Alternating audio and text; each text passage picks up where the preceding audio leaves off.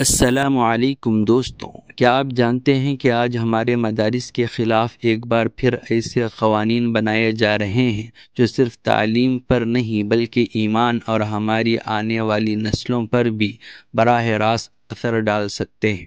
جی ہاں، یہ سب کچھ ریاست اتراکھنڈ کی اسمبلی میں ہو رہا ہے۔ وہاں 3 بڑے قانون بنائے گئے ہیں۔ سب سے پہلے یہ فیصلہ کیا گیا ہے کہ مدارس کو ریاستی اسکول بورڈ کے ماتحت کر دیا جائے، یعنی وہ ادارے جنہوں نے صدیوں تک قرآن و حدیث کی روشنی پھیلائی، اب ان پر سرکاری کنٹرول ہوگا۔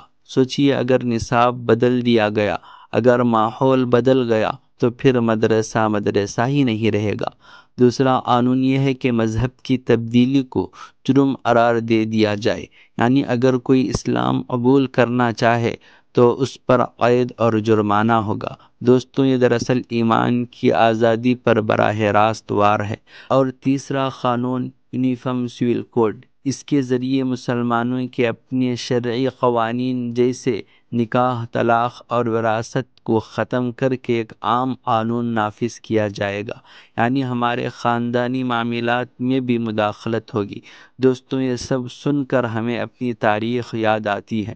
جب انگریز بر صغیر پر قابض ہوئے تو سب سے پہلے انہی مدارس کو نشانہ بنایا، قرآن پڑھنے پر پابندیاں لگائیں، دینی تعلیم حاصل کرنے والوں کو جیلوں میں ڈالا۔ لیکن کیا مدارس ختم ہو گئے؟ نہیں، مدارس نے اپنی روشنی قائم رکھی۔ یہی وہ مدارس تھے جنہوں نے آزادی کی جنگ میں سب سے زیادہ قربانیاں دی، اور آج ایک بار پھر اتراکھنڈ کی سرزمین پر انہی چراغوں کو بجھانے کی کوشش ہو رہی ہے۔ لیکن یاد رکھیں دوستوں، مدارس بجھنے والے چراغ نہیں ہیں، یہ وہ میناریں ہیں جن کی روشنی کبھی ختم نہیں ہو سکتی۔ اللہ تعالیٰ قرآن میں فرماتا ہے، یریدون لیطفئوا نور اللہ بافواہہم واللہ متم نورہ ولو کرہ الکافرون۔ یہ چاہتے ہیں کہ اللہ کے نور کو اپنے منہ کے پھونکوں سے بجھا دے، مگر اللہ اپنے نور کو مکمل کر کے رہے گا، چاہے کافر کتنا ہی برا مانے۔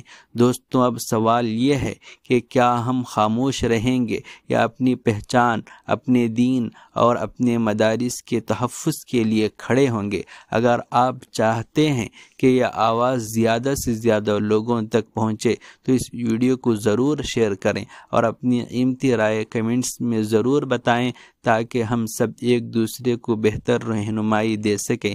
اللہ تعالی ہمیں دین پر ثابت قدمی عطا فرمائے۔ جزاکم اللہ خیرا۔